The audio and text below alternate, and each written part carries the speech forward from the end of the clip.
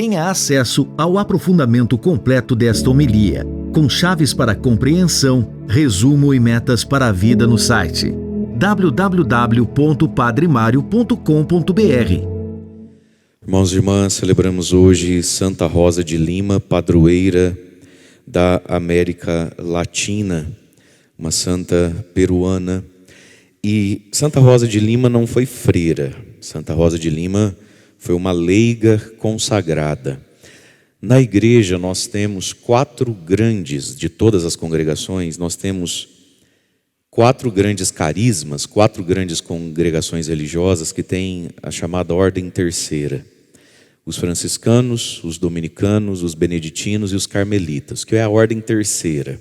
A Ordem Primeira são os frades, né? A Ordem Segunda, as freiras, o ramo feminino do carisma. E a Ordem Terceira são os leigos, as pessoas que, casadas ou solteiras, na vida secular, se aproximam, né, desse tipo de vida e tentam trazer para a sua vida aquela espiritualidade e aqueles compromissos. Então é como que uma aliança, né? Aquilo que, dados os descontos, hoje se chama nas novas comunidades, as comunidades de vida, as comunidades de aliança. Então Santa Rosa de Lima não entrou no convento. Ela nasceu com o nome de Isabel. E tão grande era a beleza dela que desde menininha ela ganhou o apelido de Rosa, bela como uma rosa, e ficou Rosa. Enfim, inclusive o nome de santa, né? E desde sempre cresceu na virtude, na busca de Deus, na infância, na adolescência, e sentiu um profundo desejo de se consagrar inteiramente a Deus.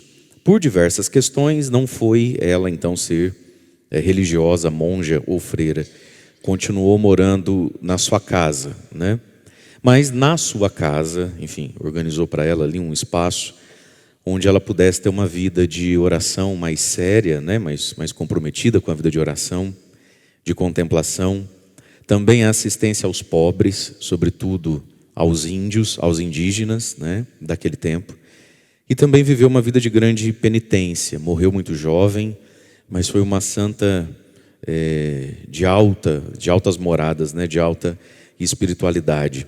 E, como não podia ser diferente, causou ela na família, no contexto dela, né? De cidade, de sociedade, de igreja, causou ela muita admiração, né? Causou ela moveu ela, né? Pessoas, moças, jovens, para uma vida mais santa. Mas causou também muito escândalo, né? Os santos de Deus causam isso em nós, né? Eles quebram os nossos paradigmas, as nossas médias, né? E viveu ela então aquilo que se cumpre na liturgia da palavra de hoje. A gente quebrou um pouquinho a sequência do Evangelho dia a dia, né? Para ler um Evangelho próprio para Santa Rosa de Lima, porque é uma festa litúrgica, padroeira da América Latina. E também a primeira leitura que está fora da sequência dos profetas. Primeira leitura que nós ouvimos aqui da carta de São Paulo, segunda carta de São Paulo aos Coríntios, nos fala em primeiro lugar, meus irmãos, de uma ilusão, de uma presunção e de uma vaidade pessoal que a vida espiritual pode causar em nós. Disse ali São Paulo então, segunda carta aos Coríntios, capítulo 10, versículo 17. Irmãos, quem se gloria, que se glorie no Senhor, pois é aprovado só aquele que o Senhor, que Deus, recomenda e não aquele que se recomenda a si mesmo. Então, quando a gente começa a se tornar uma pessoa religiosa, e quando a gente olha para a nossa vida e vê que certos pecados muito graves a gente não comete, a gente começa a se recomendar a si mesmo, se apresentar a si mesmo. E às vezes a gente vai ficando bastante presunçoso, vaidoso das virtudes que tem. Ainda que elas nem sejam virtudes... Vamos lá, nota 10. A gente está tirando 7,5 em determinado assunto da vida, já se sente professor, né? Quem se glorie no Senhor. É aprovado aquele que Deus recomenda. Porque Deus tudo sabe, né? E não aquele que fica recomendando-se a si mesmo. Aí entra o capítulo 11, versículo 1 e 2, quando Paulo está escrevendo aqui aos Coríntios. E Paulo vai falar então de um amor esponsal. De Deus para com os coríntios, de Deus para com cada um de nós, e do próprio Paulo como representante desse Deus que é ciumento, quando ele diz lá no capítulo 11: Oxalá, irmãos, pudesseis suportar um pouco de insensatez da minha parte. Na verdade, vós me suportais, Paulo tinha um amor tão grande por Corinto, tão grande, porque foi a comunidade mais difícil de fundar e catequizar. Corinto era uma cidade extremamente pagã e devassa. Corinto era uma cidade portuária. Quando Paulo chegou lá, em Corinto, não precisou 2 dias para ele comprar a passagem de volta de onde ele veio e falou: aqui eu não fico. Foi preciso que, num sonho, Deus falasse com ele, né? Nessa cidade tem uma porção de gente, um povo, um tanto de gente que me pertence, tem coragem e ninguém te fará mal. São Paulo, talvez não, com certeza, dos apóstolos e dos missionários, ninguém tão corajoso quanto Paulo. E Paulo tremeu nas bases em Corinto. A cidade de Corinto tinha o culto à deusa Diana, que era o culto da fertilidade, para pedir a chuva e para pedir que os grãos dessem muito fruto. E esse culto à deusa Diana era um culto de orgia, que se fazia nas praças. Então havia, em Corinto, as sacerdotisas de Diana, mulheres que raspavam a cabeça e eram prostitutas públicas, né? E que viviam isso. É por isso que na carta aos Coríntios, Paulo vai fazer algo que não é dogma, que depende da ocasião e da circunstância. Mas São Paulo vai então legislar dizendo assim, que a mulher quando vai rezar deve cobrir a cabeça, e que não convém porque o cabelo é o véu da mulher, que a mulher não pode cortar o cabelo. Onde é e só para quem que Paulo escreveu isso? Aos Coríntios. Por quê? Porque o povo ia se convertendo, e aqui tinha uma preocupação de Paulo. Nós, os cristãos, precisamos parecer virtuosos também. A santidade não é feita de aparência, mas a santidade é aparecível, se você assim quiser, correto? Então, o hábito não faz o monge, mas um bom monge que hábito usa? Essa é a pergunta. Então, numa comunidade nascente, numa cidade onde muitas mulheres eram carecas, e carecas porque prostitutas, era um jeito de expressar uma sexualidade libertina. Vem para a igreja, continua careca, não era bom deixar o cabelo crescer? Não era bom cobrir a cabeça então, já que esse cabelo agora não cresce mais talvez? Tanto assim, vai ficar com aquele cabelo mais curtinho, então não era bom colocar um véu para deixar claro que entre nós a gente pensa diferente esse assunto, que as coisas não são assim? Então veja, isso longe de ser um legalismo lá para Corinto, mas era aplicável a Corinto e não precisa ser aplicado a nós, porque hoje uma mulher de cabelo curto não quer dizer nada do que queria dizer naquela ocasião, certo? Por isso que é bom estudar um pouquinho de Bíblia, né, gente? Mas vamos lá pensar, nós os cristãos fazemos parte também de uma sociedade que tem seus trejeitos, que tem seus arquétipos de pecado, que não é mais rapar a cabeça, pode ser outras coisas hoje em dia. E nós somos convidados então, meus irmãos, a entender que, sendo cristãos, a gente tem que ser virtuoso e santo, sabendo que o hábito não faz o monge, mas que um monge sabe escolher o hábito que usa. Existem certas coisas que as pessoas falam, é pecado fazer isso, é pecado fazer aquilo. A pergunta é, convém, edifica, comunica o que para quem não está entre nós? Né? O que é dito, no caso deles cortar o cabelo? Então era um zelo com a própria comunidade, um zelo para com as pessoas. Mas aí Paulo continua assim, dizendo isso, né? Vocês me suportem um pouco da minha insensatez. Paulo tinha saído de Corinto, de vez em quando mandava uma carta, né, a Corinto. E Corinto era extremamente melindrosa, das comunidades a mais melindrosa. Qualquer coisa dói, qualquer coisa machuca. E a comunidade mais presunçosa que tinha, né? E aí então Paulo vai dizer assim, suportem um pouco da minha insensatez. Por quê? Versículo 2. Sinto por vós um amor ciumento, semelhante ao amor que Deus vos tem, porque fui eu, não foi outro. Fui eu que vos desposei como a um único esposo, apresentando-vos a Cristo como virgem pura. Então Paulo está dizendo, fui eu que comecei isso aí, fui eu que fundei isso aí, fui eu que vos trouxe a Cristo, e agora eu não posso mandar uma carta fazendo certas perguntas, querendo saber como é que a banda toca, que história é essa? esse nosso espírito rebelde, né? Esse nosso espírito de não querer prestar contas a nada nem a ninguém. E Paulo está dizendo: não fosse eu, mal agradecido. Não fosse eu, então me respeita. E aí Paulo está dizendo: sinto por vocês um amor ciumento. Paulo sentiu uma dor de ver que Corinto ia se desviando de vez em quando. É um ciúme de pai. E um ciúme de esposo. Mas aqui tem uma imagem então para nos ajudar na liturgia de hoje, festa de Santa Rosa de Lima. O Deus esposo, o Deus ciumento. E a imagem da igreja como virgem pura, como noiva. Naquele tempo, dentro do judaísmo e dentro do cristianismo, nunca se pensaria que uma noiva não fosse virgem, né? Mas olha só o que diz aqui: Cristo nosso esposo. Cristo, o esposo da alma humana. E é por isso, meus irmãos, que a vida religiosa tem esse papel dentro da igreja, que é nos lembrar essa realidade espiritual, até mesmo para quem é casado. Também os casados têm um esposo, Cristo, tem um amor, Cristo. E é Cristo, enquanto esposo da alma, que completa toda a medida do amor em nós, também dos casados.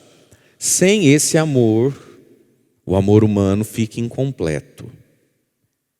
E aí quando uma pessoa experimenta que o amor humano é incompleto, ela pode ir para a depressão, para o desânimo diante da vida, ela pode ir para uma aventura perigosa.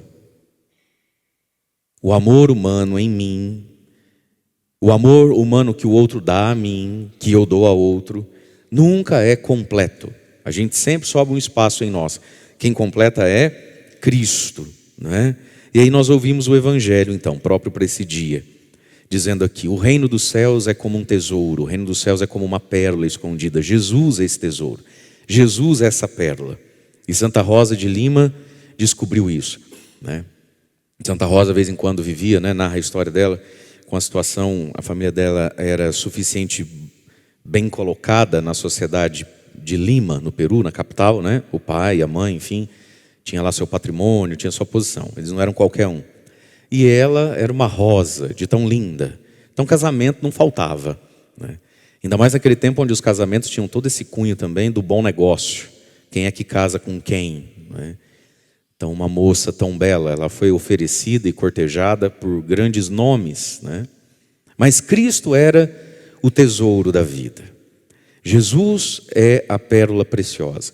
E aí vem a dinâmica nossa com Jesus. O reino dos céus é como o tesouro escondido no campo. Jesus Cristo. A gente o encontra no campo da vida, no campo da nossa existência. Quem o encontra faz o quê? Primeira coisa, mantém escondido. A gente não sai mostrando a nossa experiência de fé, a nossa experiência do Cristo esposo de imediato, nem para qualquer um. Muita gente perde a fé porque mostra a fé que tem para todo mundo. E mostra a fé que tem para quem não entende a fé que tem. E mostra a fé que tem quando na verdade não tem toda essa fé ainda. Esse é o ponto da vida. Às vezes, a gente pega Jesus e a experiência que a gente fez dele e mostra para quem não entende nada disso. Vai rir, vai zombar, vai desestimular. E a experiência de fé que a gente está mostrando de Jesus para o outro também não está madura nem em nós ainda. Nem em nós ainda, né? Quantas quebradas de cara a gente já não deu aqui, né? Por exemplo, com os nossos acampamentos, né? Vai lá, bota para testemunhar, dura quanto tempo? Dura quanto tempo, né? Então veja, encontrou, faz o quê? Esconde. Esconde na própria alma, esconde no próprio coração. Mas para que esconder? Porque é jacu, medroso? Ai, tem vergonha de dar testemunho. De aprontar igual o Saci Pererê, não tinha vergonha. Essa não é a questão. Esconde para quê? Cheio de alegria, vai, vende todos os seus bens e compra aquele campo. Vende o quê? Os males? Os males não compram um tesouro. Pecado, se você somar todos os pecados que você tem, eu tenho, e a gente renunciar a tudo, isso compra o bem que é Cristo? Não. Não. O que é que compra o tesouro? Os bens é que compram o tesouro. Os bens compram o tesouro, os males não. Renunciar ao mal não compra um bem. É a renúncia dos bens. Então, cheio de alegria, ele vai, vende todos os seus bens, ele se desprende dos bens e compra aquele campo. Então, como é que se compra? Muitas aspas na palavra, né, minha gente? Como é que se compra Jesus? Vendendo os meus bens. Cristo custa os bens, aquela parte da vida da gente, onde o assunto não é mais o pecado, o assunto é a renúncia de um bem, de um desejo, de um sonho, de uma vontade, de um direito justo. Não é pecado, nem é ilícito, mas ele custa os bens. Meus amados, existe um nível na unção, existe um nível na intimidade com Deus, na proximidade com Deus, e até mesmo na capacitação no reino de Deus, que está para além dos males que eu parei de fazer. Existe um degrauzinho, mais de um, que a gente só sobe se renuncia aos bens. E foi isso que Santa Rosa de Lima viveu. Se o pai dela arrumasse para ela um belo de um casamento, é pecado casar? Não é pecado casar, ainda mais ela que quer casar virgem. Olha que lindo, qual é o pecado disso? Não é pecado. Mas o que ela encontrou custa um bem, chamado o casamento, os filhos que ela ia ter, o bem. Então, nossos males não compram um bem. A renúncia dos nossos males tem a capacidade de desenrolar um pouquinho, né, a nossa vida, de nos tirar do fundo do poço, de nos deixar meio que limpinho e apresentável, mas não compra o bem, não compra o Cristo. Aí diz, o reino dos céus também é como um comprador que procura pérolas preciosas. É interessante, as duas parábolas são muito parecidas, mas elas têm uma diferença. O primeiro parece que encontrou sem querer encontrar. Ele trombou, ele estava no campo, achou. É a surpresa de Deus na nossa vida, né? O segundo não, o segundo procurava mesmo. Então tem dois tipos de gente tendo uma experiência forte com Jesus. Uns porque estão procurando mesmo, já entendeu que precisa disso. Outros não estavam nem sabendo, mas acontece nele. E aí precisa da correspondência nossa, que procura pérolas preciosas. Esse também. Quando encontra uma de grande valor. E aqui está. Quando a gente olha para a vida de santidade, nós às vezes podemos pensar assim, nossa, que exagero, né? Que exagero. Não é exagero, meus irmãos. A nós foi dado a capacidade de pôr valor nas coisas. Quanto vale para você? Né? Às vezes você olha para algo e você fala assim, ai, fulano é doido, pagou não sei quanto em tal coisa. Nossa, que loucura, né? Aí o fulano fala assim, não, mas isso aqui, veja bem, é que esse vinho, tá, é colhido de uma uva dos Alpes franceses, amassado pelo pé de um monge budista migrante da Ásia Menor, que amassa, assim, ele amassa aquilo com uma meia feita com lã de carneiro. Aí essa uva fica não sei quantos dias, então ela tem um fundo mal. E você continua achando um exagero e querendo comprar aquele sangue de boi, né? Aquele, como é que chama? Do vô não sei o quê, né? Aquele garrafão barato. Mas para o sujeito saber que a uva veio do alto da montanha, para ele vale, ele paga. Né? Que coisa, não é assim? Uma chuteira velha, empoeirada, fedida. Não, mas o Pelé, em 1967, veio jogar ali no estado, na beirada de Londrina, ali para cima, um amistoso contra o Corpo de Bombeiro. O time do Corpo de Bombeiro. E ele jogou 15 minutos, que era uma campanha, não sei do que, não sei o que. Então o sujeito vai lá e dá 80 mil reais num par de chuteira velha. Você fala, mas que exagero. Para ele, é o Pelé que jogou naquilo ali. Então veja, meus queridos, quando encontra uma pérola de grande valor, nós podemos olhar para Jesus e achar que ele vale cincão. Nós podemos olhar para Jesus e tudo que é esse campo que contém o tesouro. Porque você viu ali que para comprar o tesouro tem que comprar o quê? O campo. Não é isso? Quando a senhora se apaixonou perdidamente pelo seu marido, quem era o tesouro? O marido. Mas tem que levar o campo. Sogra, cunhada fofoqueira, irmã pegajosa. Aí vai. Certo? É o campo. Até mesmo a vocação religiosa, a igreja. Às vezes as pessoas olham para algo da igreja e elas se apaixonam por algo da igreja. Cantar na igreja. Fazer uma leitura. trabalhar no acampamento. Essa é a pérola que o encantou. Amém, glória a Deus. Esse é o tesouro que fisgou ele por dentro. Tá, mas você não vai levar o tesouro se não levar o campo.